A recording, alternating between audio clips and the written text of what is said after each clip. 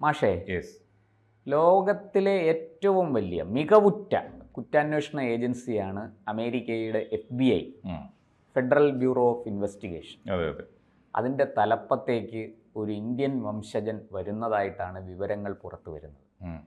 നിയുക്ത American president Donald Trump തന്നെ അദ്ദേഹത്തിൻ്റെ സോഷ്യൽ പ്ലാറ്റ്ഫോമുകളിൽ ഇക്കാര്യം വെളിപ്പെടുത്തിയിരിക്കുന്നു.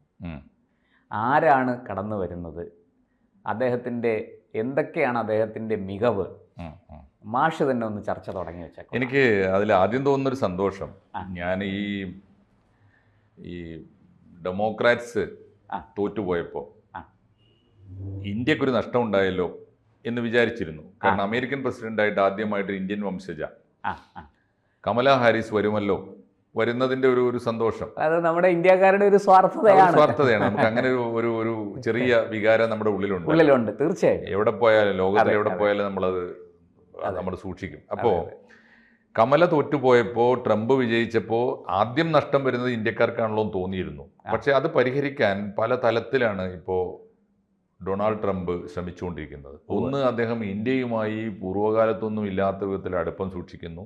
അദ്ദേഹം അമേരിക്കയിലെ ഇന്ത്യൻ കമ്മ്യൂണിറ്റിയോട്, പ്രത്യേകിച്ച് ഹിന്ദു കമ്മ്യൂണിറ്റിയോട് വലിയ അവരെ വിശ്വാസത്തിലെടുത്തുകൊണ്ട് മുന്നോട്ട് പോകുന്നു.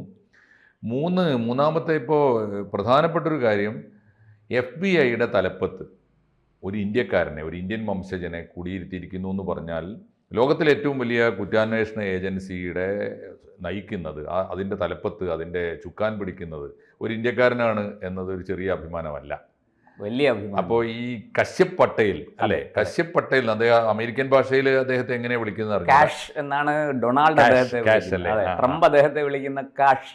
ശരി, ഗുജറാത്തി ആവും. അദ്ദേഹം ഗുജറാത്തിൽ നിന്ന് എനിക്ക് തോന്നുന്നു കുടിയേറിപ്പോയ ഒരു ഇന്ത്യൻ വംശജനാണ് അദ്ദേഹം. എന്തായാലും ചില്ലറക്കാരനല്ല അദ്ദേഹം. ഇനി വഹിക്കാൻ പോകുന്ന പദവി ചെറുതല്ല. അദ്ദേഹത്തിൻ്റെ പൂർവ്വകാല റെക്കോർഡിനെ കുറിച്ച് നമുക്ക് പറയൂ. ഇദ്ദേഹത്തിൻ്റെ അച്ഛനും അമ്മയും ഇവർ ഗുജറാത്തുകാരാണ്. അവർ ഉഗാണ്ട, ആഫ്രിക്കൻ രാജ്യമായ ഉഗാണ്ടയിൽ നിന്നാണ് 1970 അമേരിക്കയിലേക്ക് കുടിയേറിയത്. ഇദ്ദേഹം ഏതാണ്ട് 80 ജനിച്ചു എന്നാണ് നമുക്ക് കിട്ടുന്ന വിവരം. 80കളിലാണ് അദ്ദേഹത്തിൻ്റെ ജനനം. വലിയ പ്രായമുള്ള ആളല്ല. ഇദ്ദേഹം ഒരു അഭിഭാഷകനാണ്. അദ്ദേഹം ബൈ പ്രൊഫഷൻ, അദ്ദേഹത്തിൻ്റെ തൊഴിൽ മേഖല അഭിഭാഷക വൃത്തിയാണ്. ഇദ്ദേഹം മുമ്പും ട്രംപുമായിട്ട് വളരെ അടുപ്പമുള്ള ആളാണ്. അദ്ദേഹം പിറന്നു എന്ന് പറഞ്ഞാൽ 50 വയസ്സ് കാണുള്ളൂല്ലോ. അതെ, 50 വയസ്സിന് താഴെയുള്ളൂ. 45-44 വയസ്സേ ഉള്ളൂ. ചെറുപ്പക്കാരനാണ്. എന്തായാലും ഇദ്ദേഹം ഈ അഭിഭാഷകൻ എന്നുള്ളത് മാത്രമല്ല, അദ്ദേഹം നേരത്തെ ഈ ട്രംപ് കഴിഞ്ഞ തവണ പ്രസിഡന്റ് ആയിരുന്നപ്പോഴും ഇദ്ദേഹം ട്രംപിനൊപ്പം ഉണ്ടായിരുന്നു. ഇദ്ദേഹത്തിന് അന്ന് ഈ ചില സുപ്രധാന ചുമതലകൾ കൊടുത്തിരുന്നു എന്നാണ് നമുക്ക് കിട്ടുന്ന വിവരം. അപ്പോൾ ഇദ്ദേഹം അന്ന് ഈ ട്രംപ് ഇരുന്ന സമയത്താണല്ലോ ISIS-നെ ഒതുക്കുന്നത്.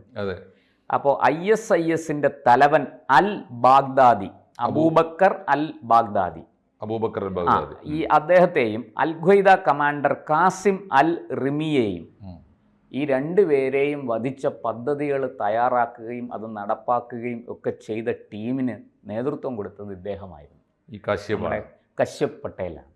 ഇതാണ് അദ്ദേഹത്തിൻ്റെ ഏറ്റവും വലിയ പ്രത്യേകതയായിട്ട് ഇപ്പോൾ മാധ്യമങ്ങൾ ചൂണ്ടിക്കാണിക്കുന്നത്. അത് ട്രംപ് അന്നേ പറഞ്ഞിരുന്നു, ഞാനിതിനെ തീർക്കും, ഇതിനെ ഒതുക്കും എന്ന് പറഞ്ഞിരുന്നു. ഇപ്പോൾ ട്രംപ് തന്നെ സോഷ്യൽ പ്ലാറ്റ്ഫോമുകളിൽ പങ്കുവെക്കുന്ന വിവരം, കശ്യപ് പട്ടേൽ ഒരു അമേരിക്കൻ താല്പര്യങ്ങൾക്ക് വലിയ പ്രാധാന്യം കൊടുക്കുന്ന ആളാണ്. എന്നുവെച്ചാൽ അമേരിക്കയോട് അങ്ങേയറ്റത്തെ ഒരു അമേരിക്കക്കാരനായതിൽ അഭിമാനിക്കുകയും ചെയ്യുന്ന ഒരാളാണ് കശ്യപ് പട്ടേൽ. അദ്ദേഹം മാത്രമല്ല, ഈ ഡീപ്പ് സ്റ്റേറ്റ്, അമേരിക്കയിലെ ഡീപ്പ് സ്റ്റേറ്റ് നമുക്കറിയാമല്ലോ. നമ്മുടെ രാജ്യത്തിന് ഉണ്ടാക്കിക്കൊണ്ടിരിക്കുന്ന പ്രശ്നങ്ങൾ എന്തൊക്കെയാണെന്ന് നമുക്കറിയാം. ഈ ജോൺ സോറോസ് അങ്ങനെ തുടങ്ങുന്ന ഈ പ്രത്യേകിച്ചും ഡെമോക്രാറ്റുകളുമായിട്ട് ചേർന്ന്, ഈ പറയുന്ന ബൈഡനുമായിട്ട് ചേർന്നൊക്കെ അവർ ചെയ്തു കൂട്ടുന്നത് നമുക്ക് വലിയ വെല്ലുവിളിയാണ്.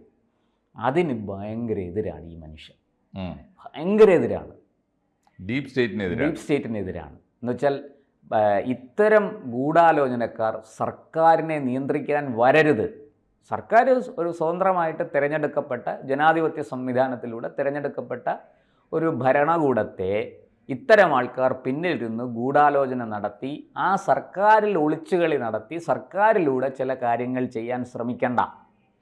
ഇതാണ് കശ്യപ് പട്ടേലിൻ്റെ ഒന്നാമത്തെ സ്റ്റെപ്പ്.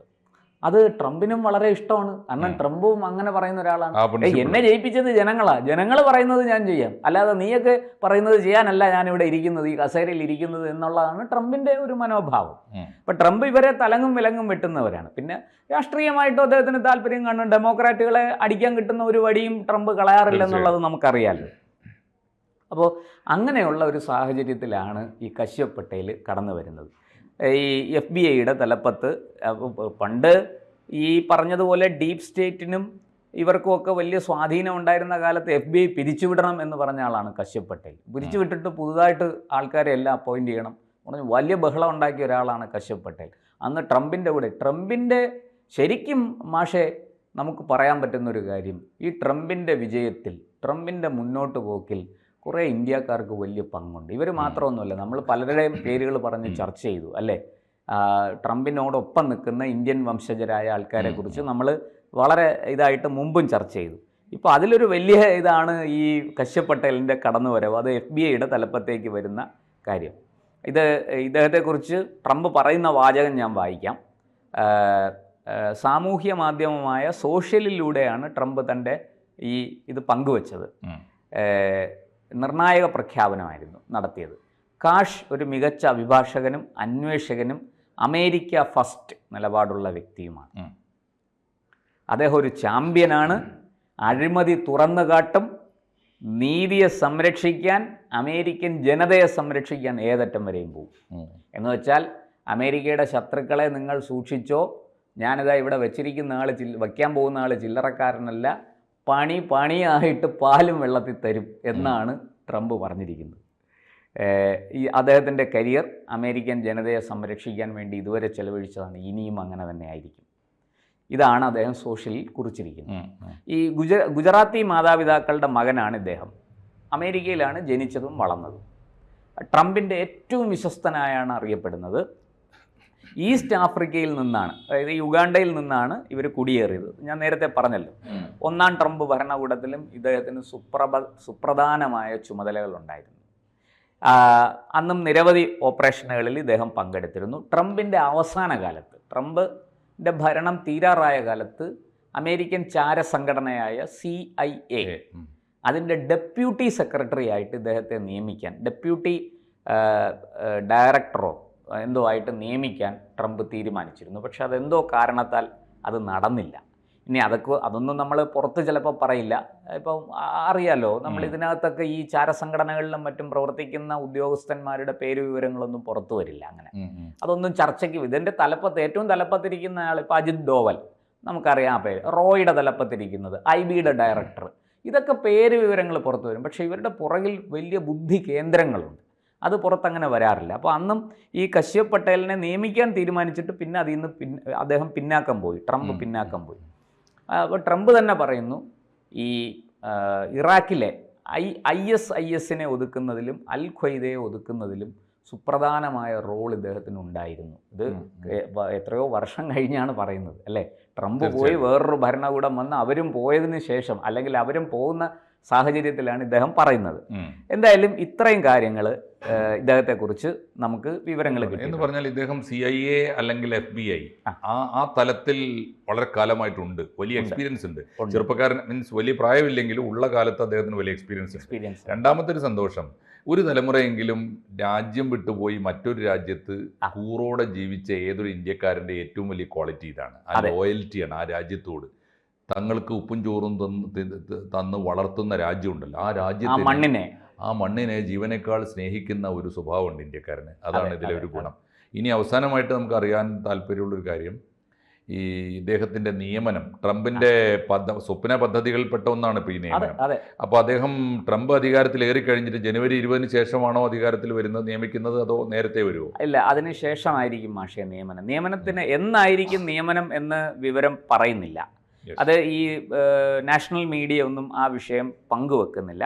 പകരം ഇദ്ദേഹത്തിൻ്റെ ഒരുപാട് കാര്യങ്ങൾ, ഈ ഇൻ്റലിജൻസിലുള്ള അദ്ദേഹത്തിൻ്റെ കഴിവും അദ്ദേഹത്തിൻ്റെ പ്രവർത്തന ശൈലിയും പ്രവർത്തന പരിചയവും ഒക്കെ അവർ ഇതാക്കുന്നുണ്ട്. നമ്മൾ അത്രയും വിശദമായിട്ട് ആഴങ്ങളിലേക്ക് നമ്മൾ പോകുന്നില്ല, വരട്ടെ, നമുക്ക് വരും ദിവസങ്ങളിൽ നോക്കാം.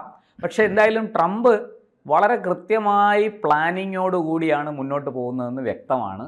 ഈ പൊതുവെ ഭീകരവാദികൾ, അത് ഏത് മതത്തിൻ്റെയോ എന്തിൻ്റെയും ആകട്ടെ, നക്സലിസം ആകട്ടെ എന്തിൻ്റെയും ആകട്ടെ, ഭീകരവാദികൾക്ക് വലിയ തലവേദനയാണ് ട്രംപിനെ കൊണ്ടും അമേരിക്കയെ കൊണ്ടും ഉണ്ടാകാൻ പോകുന്നത്. അങ്ങനെ ഒരു തിയറി അല്ലെങ്കിൽ അങ്ങനെ ഒരു കടുത്ത നിലപാട് എടുത്തില്ലെങ്കിൽ അമേരിക്കക്ക് മുന്നോട്ട് പോകാൻ പറ്റില്ല. പ്രത്യേകിച്ച് ആസൂത്രണ ഘട്ടം വളരെ വളരെ കൃത്യവും ആശാവഹവും പ്രതീക്ഷാ നിർഭരവുമാണ്. ഇനി നിർവഹണ ഘട്ടത്തിലേക്ക് പോകും. പ്രത്യേകിച്ചും ഈ ഹമാസും ഹിസ്ബുള്ളയൊക്കെ വളരെയധികം തകർന്നിരിക്കുകയാണ്.